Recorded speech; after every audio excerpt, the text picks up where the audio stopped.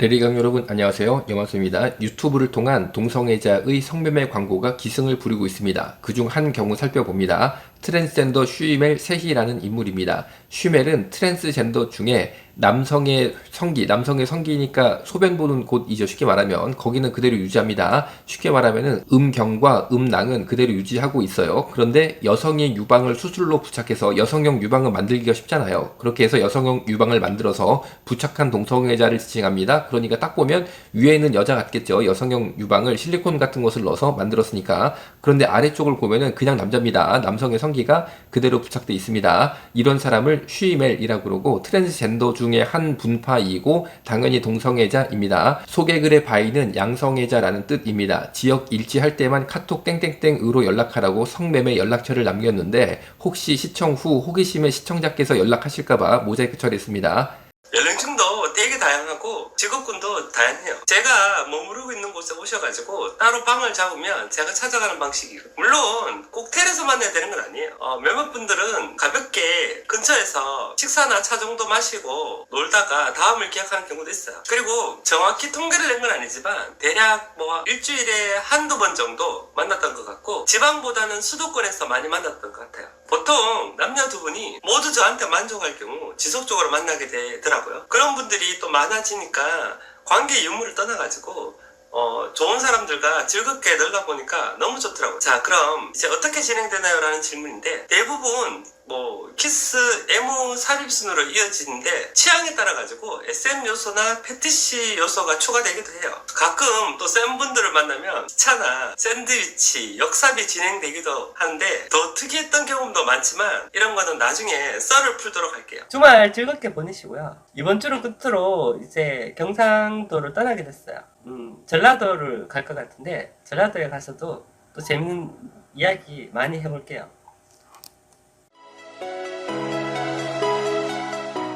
그래서 트랜스젠더 슈멜을 만나면 실제로 이렇게 됩니다. 돈을 받고 여성과 성행위하는 모습인데 왜 이게 가능하냐면 남성의 성기 그대로 있어요. 그냥 남자입니다. 남자. 그렇기 때문에 여성과 성행위가 가능한 거죠. 지금 보시는 것처럼 돈 받고 이렇게 성매매를 하는데 옆에를 보세요. 옆에는 웬 까만색 다리가 있죠? 남성입니다. 남성이 곧이어 성행위를 하려고 대기 중입니다. 슈멜은 남성의 성기가 그대로 있어서 여성과 성행위가 가능하고 남성과는 어떻게 하느냐? 남성과는 항문 성행위를 합니다. 슈멜은 당연히 여자 같아 보이죠? 위에만 보면 또 얼굴도 막 화장을 했으니까 여자처럼 보이지만 완전 남자예요. 사실은 염색체의 남자, 외성기 남자. 다만 가슴 부착 수술했고 얼굴만 좀 화장해가지고 또 일부 성형수술했을 수도 있어요. 그런 식으로 얼굴만 좀 뜯어 고쳤지 사실 남자입니다. 남자. 남자 동성애자예요. 간단히 말하면.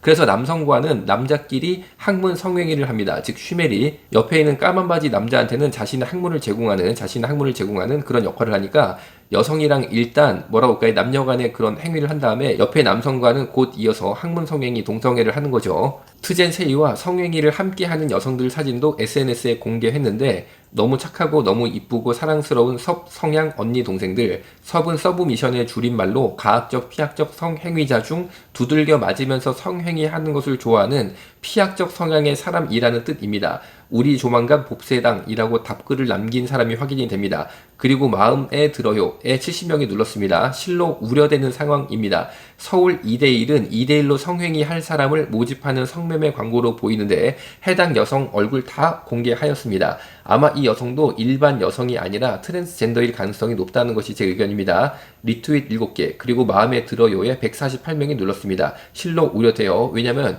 좋아요 라고 이렇게 누른 사람들이 있잖아요. 마음에 들어요 혹은 리트윗. 이런 사람들은 사실은 성매매를 하려는 의지가 있는 자다라고 저는 보이는 거죠.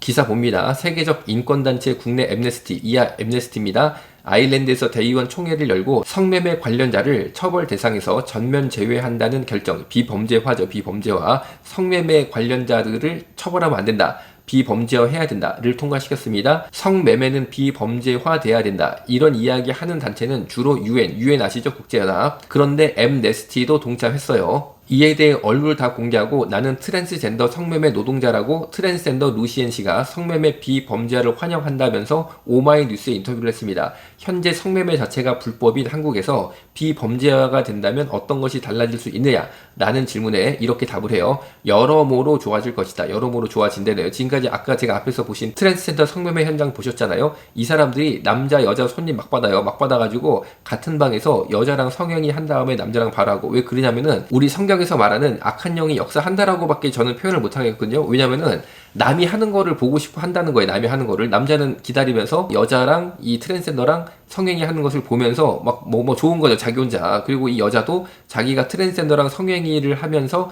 옆에 웬 남자가 보고 있으면 막 괜히 좋은 거예요. 이게 바로 진짜 성경에 말하는 악하고 더러운 영. 이 역사하니까 이 영혼들이 정말 그 영의 지배를 당해서 이런 감정과 행동을 하는 것이지. 그런데 현재 성매매 자체가 불법이니까 이런 행동 불법입니다. 당연히 불법입니다. 왜냐하면 돈이 오가니까 불법이에요.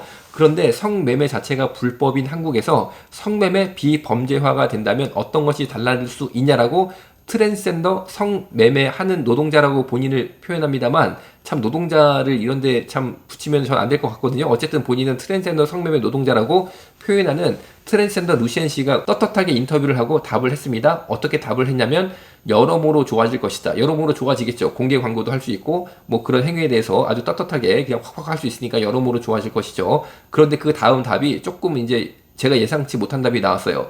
일단 노동권 측면에서 비범죄화, 성매매 비범죄화가 된다면 관련 노동법이 적용된다라고 답을 했습니다. 다시 노동권 측면에서 성매매 비범죄화가 된다면 아까 제가 보여드린 그런 영상 있잖아요. 유튜브를 통해서 성매매를 트랜스젠더들이 하는데 남자 여자 막 받고 그리고 보십시오. 경상도에서 유튜브 찍어가지고 경상도 남자 여자 싹 그냥 불러 모은 다음에 그 다음에 어느 정도 이게 수요가 해소가 되면 전라도 가가지고 전라도 남자 여자 또 유튜브로 확 유혹해가지고 확 끌어당기고 이런 식으로 팔도를 다 다니면서 아니 이거 정말 이거 진짜 와 우리나라가 정말 보급왕국 그리고 세계의 제사장 국가가 돼야 되는데 야 이거 이러다가 우리나라 무슨 나라 되겠습니까? 그런데 이런 행동에 대해서 노동권 측면에서 노동법이 적용돼서 이런 행위를 하는 트랜스젠더 성매매하는 사람들이 노동자로서 노동법이 적용돼서 보호를 받게 된다는 겁니다. 기사 봅니다. UN 여성차별철폐위원회 제9차 한국 정부 본심의 2024년 5월 14일 스위스 제네바 시간이었어요.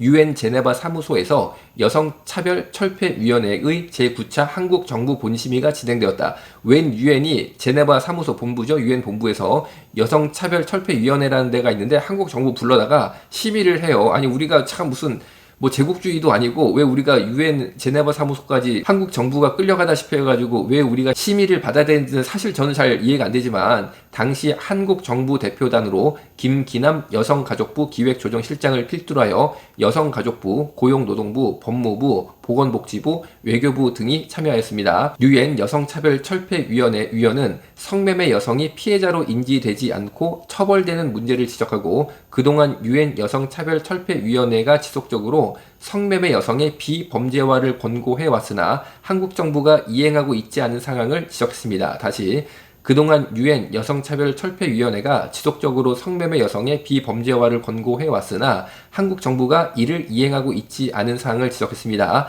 차별금지법도 이 사람들이 빠지지 않고 꼭 얘기를 당연히 하겠죠? 차별금지법 관련하여 한국 정부는 또다시 사회적 공감대와 토론이 필요하다고 답변을 했어요. 왜냐하면 차별금지법 왜 안 하냐라고 다그쳤던 거죠. 그러니까 한국 정부는 사회적 공감대 토론이 필요하다 이렇게 답변을 한 거예요. 저는 UN이 왜 한국 정부를 불러다가 성매매 비범죄화 하라고 야단을 치는지 모르겠습니다.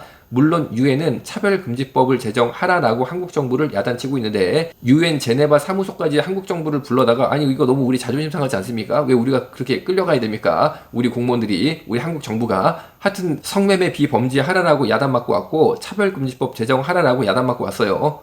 제 의견을 말씀드리겠습니다. 법은 도덕 위에 세워져야 합니다. 이미 제가 알려드린 것처럼 트랜스젠더들이 남자 여자 안 가리고 유튜브라는 열린 공간을 통해 성매매에 나선 것은 쉽게 확인이 됩니다. 그런데 이런 현상을 막기 위한 최소한의 제도적 장치인 법마저 비범죄화라는 이름으로 무력화된다면 남자 여자 안 가리고 한 방에 다 불러다가 성매매하는 트랜스젠더들이 노동법의 보호를 받아 활개를 칠 것입니다. 그러면은 당연히 성병 어떻게 됩니까? 확산되겠죠. 에이즈 확산되겠죠. 우리가 복음의 가치로 혹은 성병 예방이라는 의학적 필요에 따라 성매매 행위에 대한 건전한 비판을 하면 노동법에 의해 노동자를 박해했다고 처벌을 받는 세상이 올 수 있습니다. 이전에 악덕 사장들이 힘없는 노동자를 박해했던 시절이 있었어요. 그래서 만들어진 노동법인데 이제는 남자 여자 안 가리고 한 방에 다 불러다가 성매매를 집단으로 하는 트랜스젠더들이 노동법 속에 들어와서 우리를 마치 악덕 사장이라고 몰아붙이는 세상을 만들려고 UN, 엠네스티 등 유력한 국제기구들이 힘을 쏟고 있고 한국 정부를 자신들의 사무실로 불러다가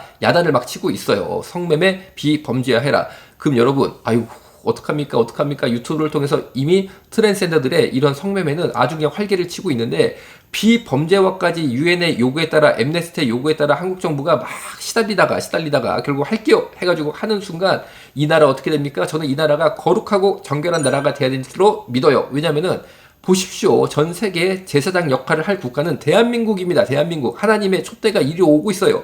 그런데 아니 여러분 우리가 정말 정결함을 힘써야지.